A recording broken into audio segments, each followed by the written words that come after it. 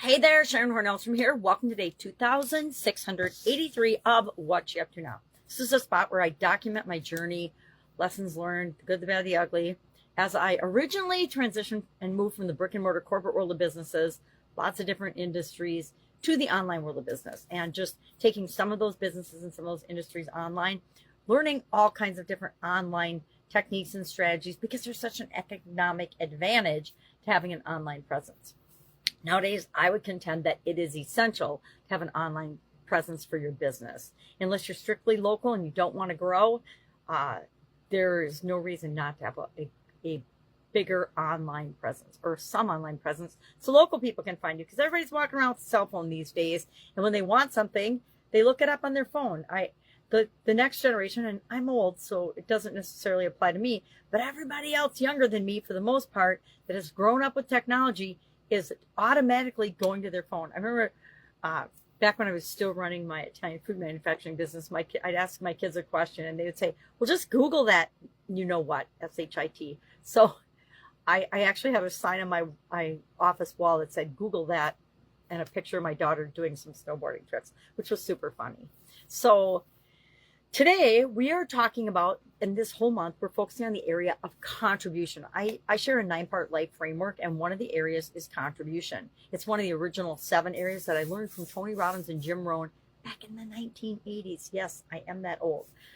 And I've used that throughout my entire life, through my personal life as well as my businesses, to create the things that I want, to get the things that I want in life. Because the truth is, we can have whatever we want in life if we are willing to do what it takes to achieve and get those things. But first, we have to believe that we can. So with respect to contribution, this area is, I think, a little bit different than the other areas in that it's, how do we interact with the rest of the world? How do we show up in the world? And what impact do we have on the world? Are we being an example most of the time, or are we a warning most of the time? We get to choose, right? And the truth is, we're both some of the time. Sometimes we're an example, sometimes we're a warning. Today, our topic with respect to contribution is core values. What are your contribution core values? And I shared, I guess, 8 or 9 of mine in the Be a Better You Annual Challenge. And we talked about several in Supersize Your Business that have to do with our business's contribution. Guess what? The truth is, if you are contributing to the world around you and making the world a better place, that is a competitive advantage, because most of your competitors haven't even thought of it, much less taken action to build it into their culture, build it into their processes and systems and their being as an organization. And that gives you a huge competitive advantage, because everybody wants to do business with businesses that make the world a better place. Think about your last interaction with your cell phone provider, for example. Now, they would contend that they're making the world a better place because they're allowing people to be connected, But just like anything else in technology, social media has its pluses and minuses. Cell phones have their pluses and minuses. Customer service has their pluses and minuses. But for the most part, they are not consciously deciding to make the world a better place, right? Because if they were, they'd be marketing some of that and sharing what they're actually doing in their culture. And you can tell through an organization's customer service and how they treat you as a customer, whether they really care about you or not, or are you just a number? They know that there's billions of people on the planet, and if you don't buy their cell phone, then somebody else will, or their cell phone service, someone else will.